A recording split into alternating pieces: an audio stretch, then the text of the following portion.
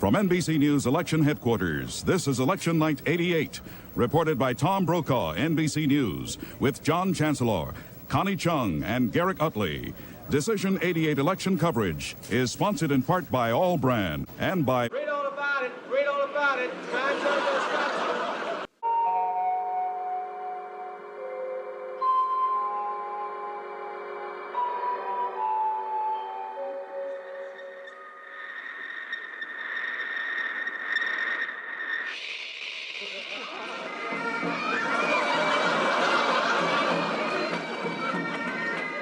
And by Merrill Lynch, an investment firm built on a tradition of trust.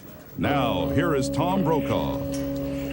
Well, we're moving into the testing time now after one of the longest and bloodiest presidential campaigns that anyone can remember. During the course of this half hour, 206 electoral votes are at stake in those states where polls are closing as I speak to you right now at 8 o'clock Eastern time. So we'll know in the next hour or so the pattern of this election, and we do have some late projections for you. As the voyage continued, the Nautilus and its motive power excited my utmost curiosity. At my host's invitation, I inspected the ship. Susan Knox, November 20th. Jim Miller Park, there goes the shredding truck out the gate right there that I saw shredding ballots. And I called the police twice. No one came. They just shredded many garbage cans full of ballots. And he's pulling out. Sally Grubbs is in front of me, and she's following the truck as well.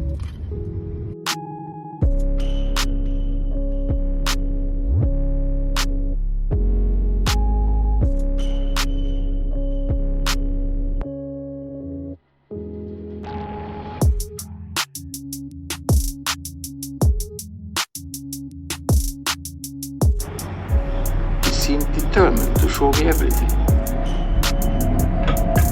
We went to the very heart of the vessel, the propulsion unit. So while every legal vote is counted, let us not forget the inexcusable transition, or lack thereof, that President Trump had to endure in 2016 and 4 years into his presidency. Thank you, everyone, for the very good and substantive questions today. Thank you. I don't call an activist. I'm not an activist, and you didn't take these questions.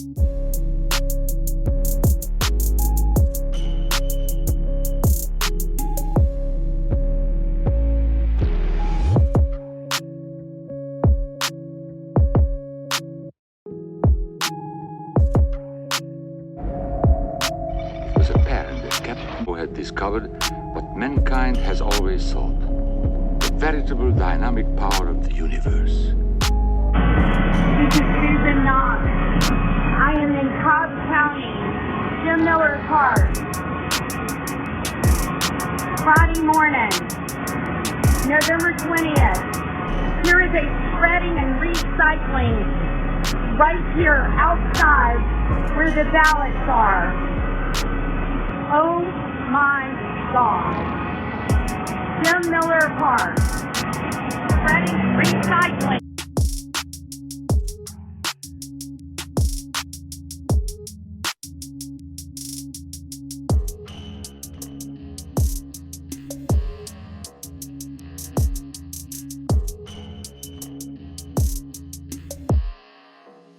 So most of the voters at Civic Park Elementary School in Flint told us they're voting for change.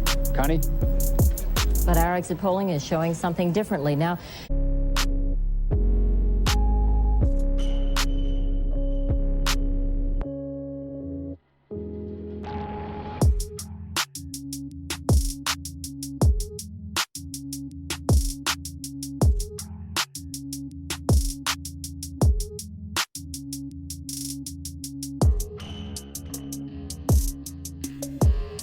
This secret alone gave him mastery of the sea. I can hardly believe it. How one could conceive and build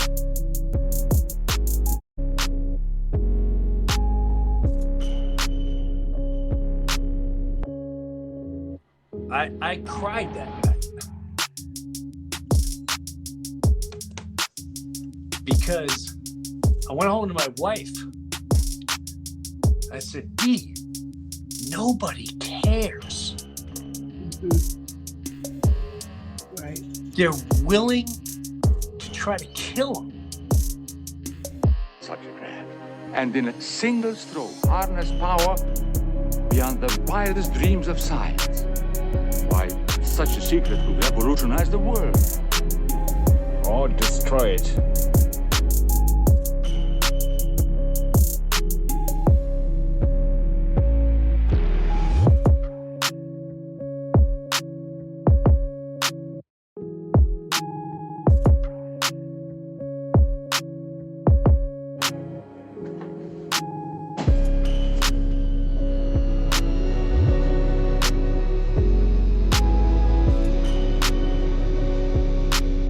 See how peaceful it is here. The sea is everything. An immense reservoir of nature where I roam at will. With seeming indifference, held the key to the future of the world. As I studied him, I became aware that powerful forces were at work within this strange man. John Chancellor, someone who's watching all of this with extra care tonight is former President Gerald Ford. He's at his home in Rancho Mirage, California. He'll be out with us throughout the evening. And all the polls are closed. However this one turns out, do you think that it's time for both parties to get together and try to get some reformation into the presidential election process? I think it's an obligation of the newly elected president, members of Congress, and leaders throughout the country to get together. My own feeling is that with a long campaign, and we've had one now for 2 years, there is a tendency on the part of the voting public to get bored and not participate. And that's very unfortunate.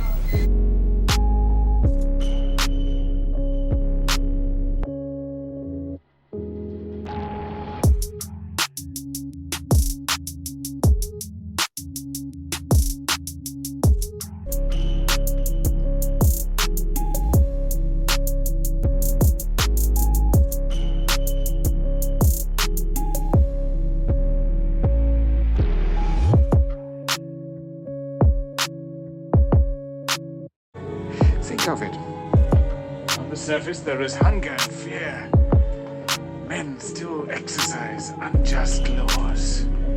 They fight and tear one another to pieces. A mere few feet beneath the waves, their reign ceases, their even drowns. How much do you blame the press for the kind of campaigning that we've had this time? I ask that question not because I'm looking to inflict a wound on myself, but because I know a lot of people are out there wondering about the role of the press, and a lot of people have been very critical of how we conducted ourselves.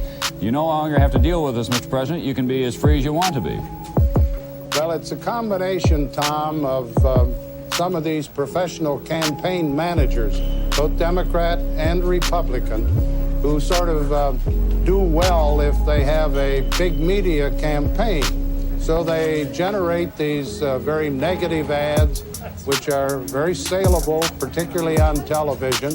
But then the press sort of feeds on that kind of sensationalism. And the combination, in my judgment, has made this campaign, unfortunately, much too much a personal attack. I do believe, however, that the public is going to insist that next time, 4 years from now, there be some corrective action, if that's possible, within our constitutional rights. All right. Mr. President, thank you very much for being with us, and you're going to be with us throughout the evening, so we'll be checking back with you. We may even ask you today's golf score before we're all through this evening. Thanks very much. Time, Tom. All right. Here on the ocean floor is the only independence. Here I am free. Imagine what would happen if they controlled machines such as a submarine boat. Far better if they think there's a monster and hunt me with harpoons. The front porch now, but he's not quite through the front door of the White House. Here's the electoral vote at this hour as we have it.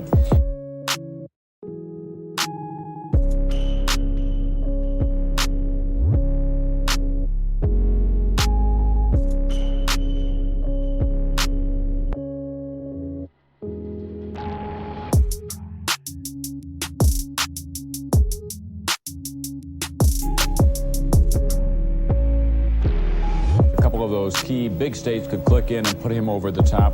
That could happen before any time very soon, or before very long, that is. Big hopes for the evening had been that he could do well in the industrial Midwest and put together Massachusetts and New York and Connecticut and states like Pennsylvania.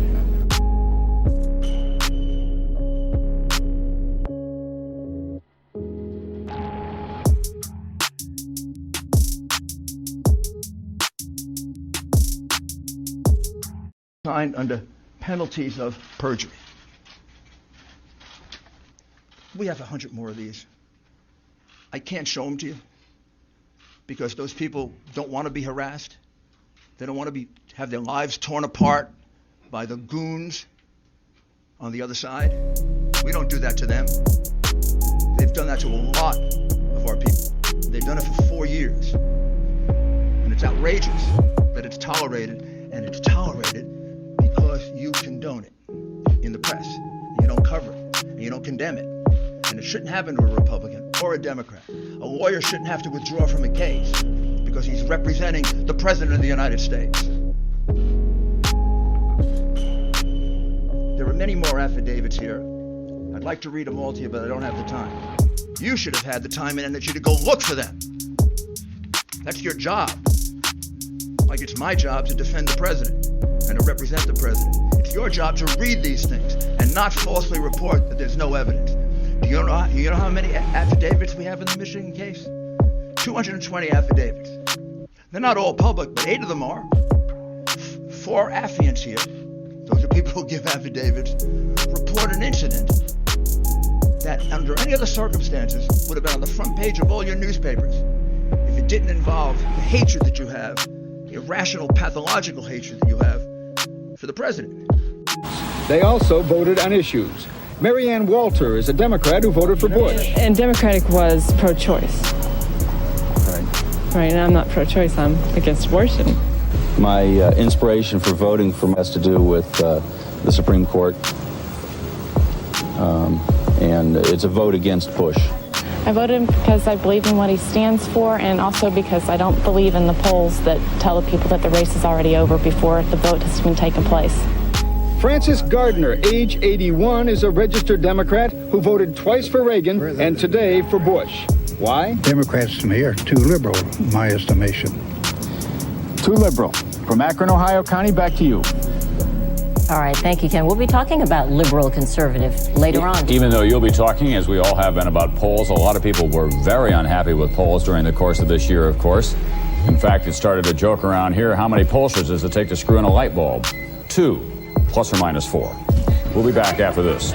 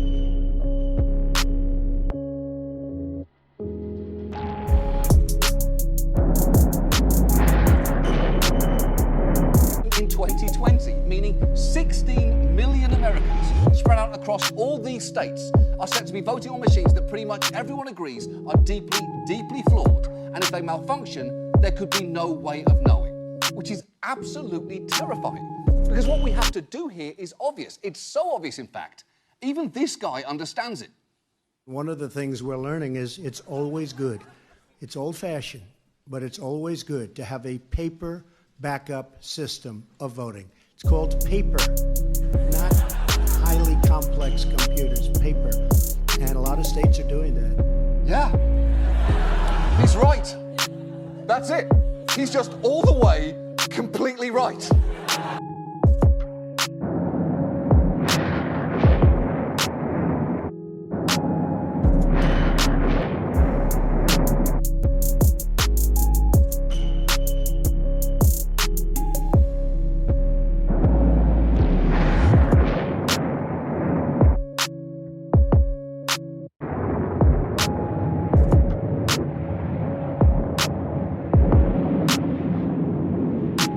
Sorry I had to wallop you, Professor.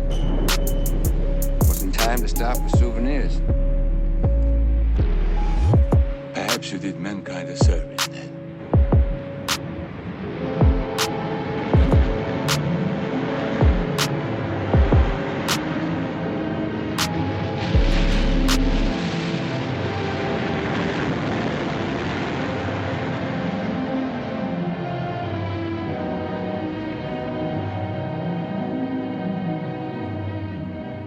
There is hope for the future. And when the world is ready for a new, better life, all this will someday come to pass. In